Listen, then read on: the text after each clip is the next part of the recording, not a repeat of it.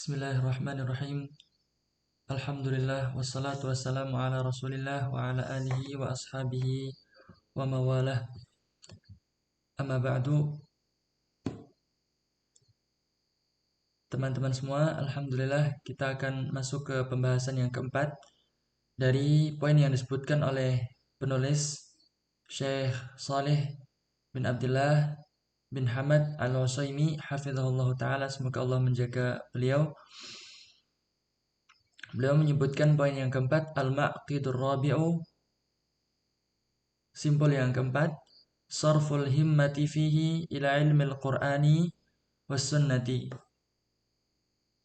Sarful himmah artinya mengarahkan ambisi fihi di dalam menuntut ilmu ila ilmil qur'ani was sunnati, menuju ilmu dari Al-Qur'an dan As-Sunnah.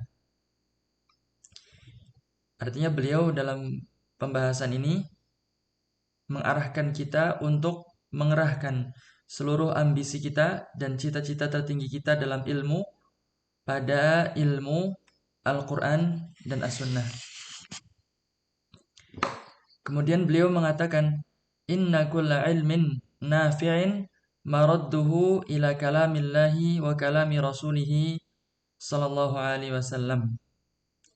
Inna kulla ilmin, sesungguhnya seluruh ilmu, nafi'in yang bermanfaat, seluruh ilmu yang bermanfaat, maradduhu kembali, ila kalamillahi kepada kalamullah Al-Quran, wa kalami rasulihi sallallahu alaihi wasallam, dan kalam Rasul, ucapan Rasul sallallahu alaihi wasallam. Artinya asal dari ilmu yang bermanfaat itu kembali kepada kitabullah dan hadis-hadis dari Nabi sallallahu alaihi wasallam, ucapan-ucapan beliau sallallahu alaihi wasallam. Kemudian wabaqil ulum, adapun ilmu yang lain selain dari kalamullah dan kalam Rasulullah sallallahu alaihi wasallam itu terbagi menjadi dua. Yang pertama, imma khadimun lahuma. Yang pertama adalah yang sifatnya sebagai pembantu bagi Al-Quran dan Al-Hadis. Contohnya adalah ilmu nahwu misalkan. Maka ilmu nahwu ini dia sifatnya sebagai pembantu untuk memahami Al-Quran dan As-Sunnah. Imma khadimun lahuma fayu'khadhu minhu ma tatahaqqaqu bihil khidmatu. Fayu'khadhu minhu ma tatahaqqaqu bihi al-khidmatu. Maka ilmu yang bertugas untuk menjadi pembantu menunjang pemahaman dan kesempurnaan keilmuan kita tentang Al-Quran dan As-Sunnah diambil sesuai kadar yang bisa membantu, sesuai kadar yang bisa dibantu, yang bisa membantu. Fayukhadhu minhu ma tatahaqqaqu bihi al-khidmatu. Maka diambil darinya bagian yang dapat merealisasikan sebuah support untuk memahami Al-Quran dan As-Sunnah. Kemudian jenis yang kedua selain ilmu dari Al-Quran dan As-Sunnah adalah au ajnabi, ilmu yang asing, artinya tidak ada hubungannya sama sekali dengan Al-Quran, juga tidak ada hubungannya dengan hadis-hadis Nabi Shallallahu Alaihi Wasallam. Fala yadurrul jahlu bihi. Maka kalaupun kita tidak tahu pun itu tidak menjadi sebuah hal yang membahayakan diri kita. Fala yadur, tidak berbahaya, al jahlu bihi, jikalau kita tidak mengetahuinya. Beliau menyebutkan bahwa asal dari ilmu yang bermanfaat adalah Al-Quran dan As-Sunnah. Ini asal dari ilmu yang bermanfaat, yang dibutuhkan sepanjang zaman tanpa syarat ataupun alasan keadaan apapun. Dalam setiap keadaan, setiap zaman dibutuhkan ilmu Al-Quran dan As-Sunnah. Kemudian beliau penulis menukil ucapan dari Iyad Al-Yahsubi rahimahullahu taala di dalam kitab yang diberi judul Al-Ilma. Wa ma ahsana qawla Iyadin Al-Yahsubi fi kitabihi Al-Ilma'u. Dan alangkah bagusnya ucapan Iyad Al-Yahsubi rahimahullahu taala di dalam kitab Al-Ilma. Al-ilmu fi aslaini la ya'duhuma illa al-mudillu 'anit tariqil lahibi. Ilmul kitabi wa ilmul athari allati qad usnidat an tabi'in an sahibi. Beliau mengatakan bahwa ilmu dari dua asal, Al-Quran dan As-Sunnah, la ya'duhuma, tidak tertandingi oleh yang lainnya. Artinya bahwa ilmu ini adalah ilmu yang paling utama. Dan tidak ada seseorang pun yang menganggap bahwa ada ilmu lain yang lebih utama dari dua ilmu ini, illal mundillu 'anit tariqil lahibi, kecuali mereka yang tersesat dari jalan yang lurus, atau mereka yang hendak menyesatkan dari jalan yang terang. Ilmu Al-Quran dan As-Sunnah itu semulia-mulianya ilmu, tidak tertandingi oleh ilmu lainnya. Tapi bagi orang yang ingin menyesatkan dari jalan yang terang, maka mereka menganggap ada ilmu yang menandingi Al-Quran dan As-Sunnah. Maka beliau menyebutkan di sini ilmul kitab wa ilmul atharin lati qad usnidat an tabi'in an sahibi. Beliau menerangkan tentang ilmu yang beliau maksud yang berasal dari dua asal, yaitu ilmul kitab, ilmu tentang Al-Quran, wa ilmul athar, dan ilmu tentang asar, tentang riwayat yang bersambung kepada Nabi Shallallahu Alaihi Wasallam, allati qad usnidat an tabi'in an sahibi, yang telah tersandarkan penukilannya dari para sahabat, dari para tabi'in dan dari para sahabat. Maka beliau memberikan isyarat juga bagi kita agar kita mempelajari Al-Quran dan mempelajari syariat secara keseluruhan merujuk kepada pemahaman yang berasal dari athar, pemahaman yang tersambung, yang sampai kepada Nabi Shallallahu Alaihi Wasallam, yang dinukil oleh para tabiin dan para sahabat. Oleh karena itu, penulis di sini melanjutkan waqad kana hadza huwa ilmu salaf. Dan ilmu ini artinya ilmu Al-Quran dan Sunnah, ilmu dari Al-Quran dan pemahaman-pemahaman yang diriwayatkan melalui athar yang bersanad dinukil oleh para tabi'in dan para sahabat dari Nabi Shallallahu Alaihi Wasallam. Inilah ilmunya orang-orang salaf,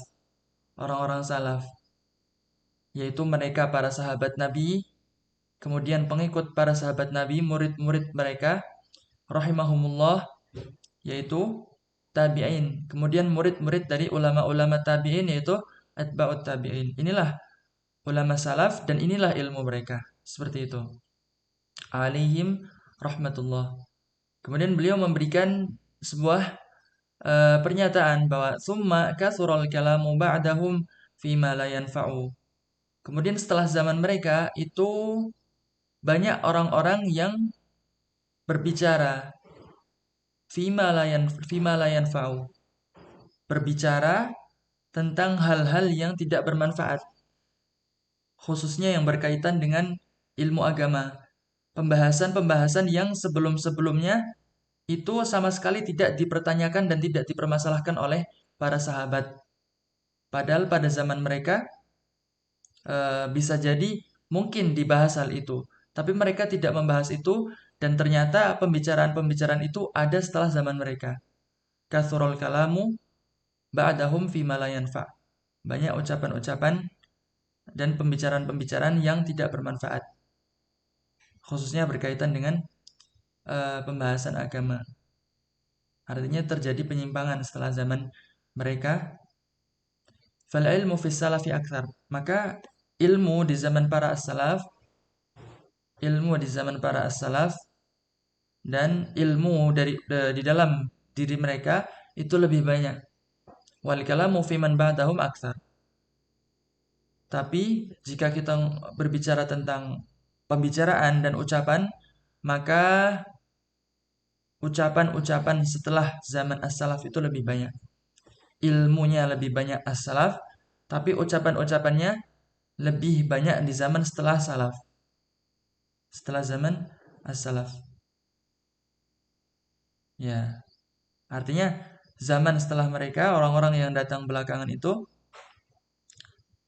kaum muslimin banyak berbicara dan banyak membahas pembahasan-pembahasan yang tidak bermanfaat, sedangkan ilmu dan pemahaman mereka tentang syariat itu lebih sedikit dibandingkan dengan ilmunya orang-orang salaf, para ulama salaf. Qala Hammad bin Zaid rahimahullahu taala berkata, qultu li Ayyuba as-Sakhtiyani. Aku bertanya kepada Ayyub as-Sakhtiyani. Apa yang beliau pertanyakan? Al-ilmu al-yawma akthar aw fima taqaddam? Ilmu yang lebih banyak itu ilmu hari ini atau dulu? Maksudnya beliau yang dimaksud dulu itu adalah ilmu di zaman salafus soleh gitu kan. Sekarang ilmu lebih banyak apa justru ilmunya zaman as-salaf yang lebih banyak begitu? Maka Ayub As-Sakhtiyani menjawab, faqala al-kalamul yawma aktsar. Pembicaraan-pembicaraan dan ucapan itu hari ini lebih banyak. Wal ilmu fima taqaddam aktsar. Akan tetapi ilmu pada zaman dahulu, zaman sebelum kita itu lebih banyak.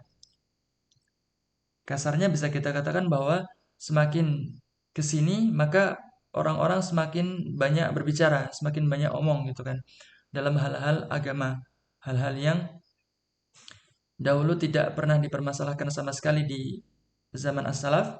Mereka merasa cukup dengan apa yang ada dari Al-Quran dan As-Sunnah.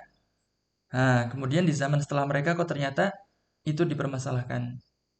Dan banyak pembicaraan-pembicaraan pada hal-hal yang itu sebenarnya tidak bermanfaat sama sekali. Ini poin yang keempat yang disinggung oleh penulis tentang mengarahkan ambisi untuk mempelajari Al-Quran dan Sunnah.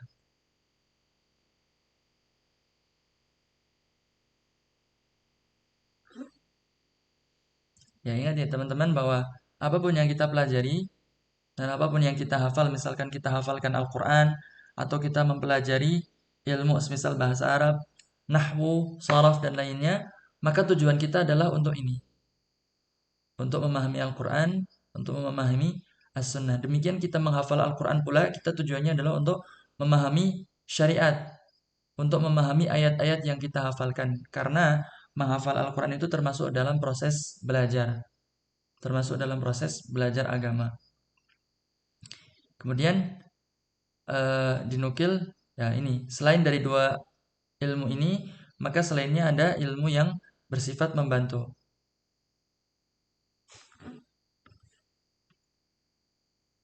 Ilmu penunjang. Ilmu penunjang untuk memahami Al-Quran dan Sunnah. Saya kita sebut di sini ya 3 ilmu gitu kan. Yang pertama ilmu Al-Quran dan Sunnah. Yang kedua ilmu penunjang untuk memahami. Yang ketiga adalah ilmu yang asing di luar Al-Quran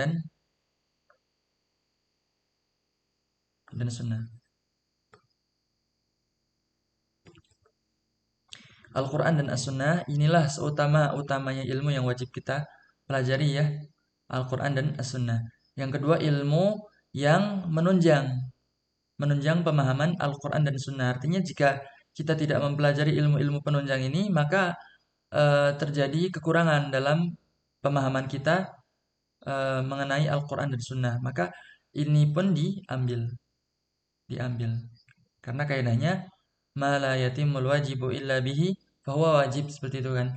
Sesuatu yang jika tidak dikerjakan maka kewajiban tidak sempurna.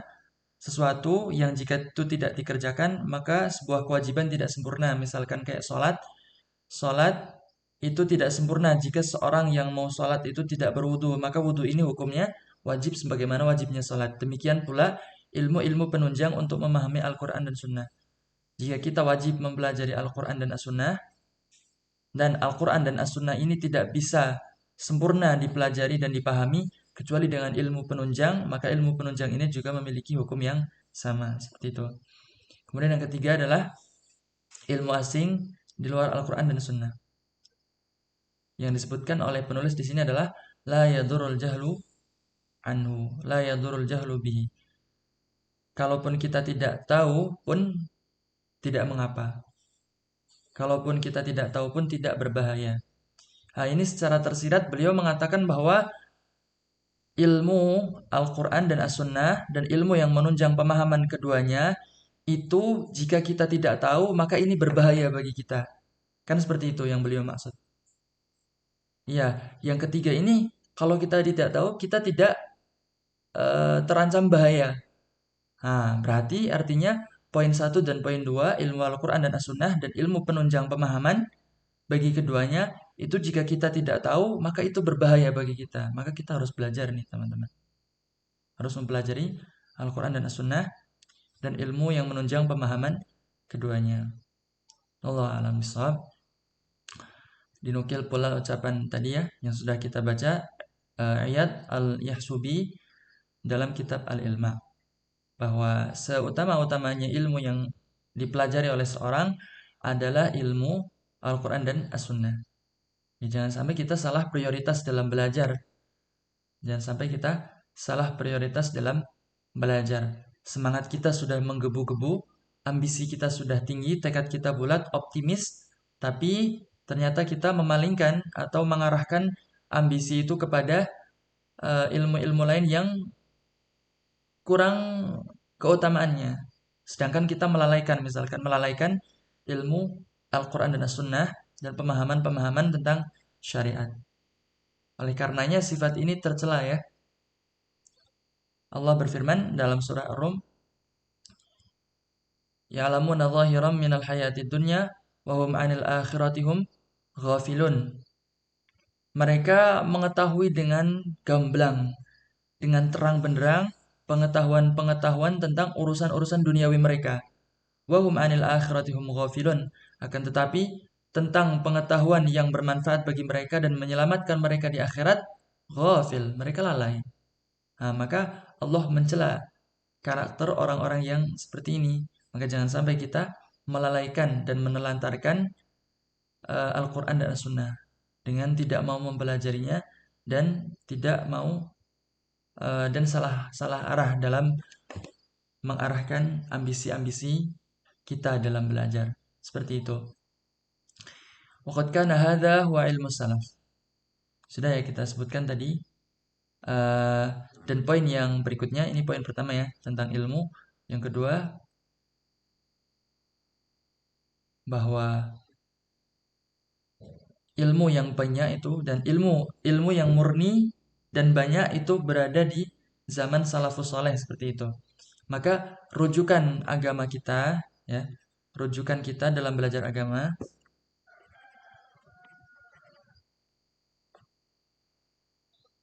adalah apa yang paling mencocoki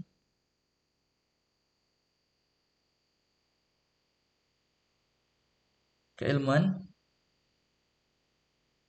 ulama salafus saleh. Nah, siapa itu salaf? Nah, salaf adalah siapa? Ya, muridnya Nabi Sallallahu Alaihi Wasallam. Muridnya Nabi Muhammad siapa? Para sahabat tentunya kan? Para sahabat. Kemudian muridnya para sahabat, para tabi'in, ulama tabi'in. Kemudian ulama atba'ut tabi'in.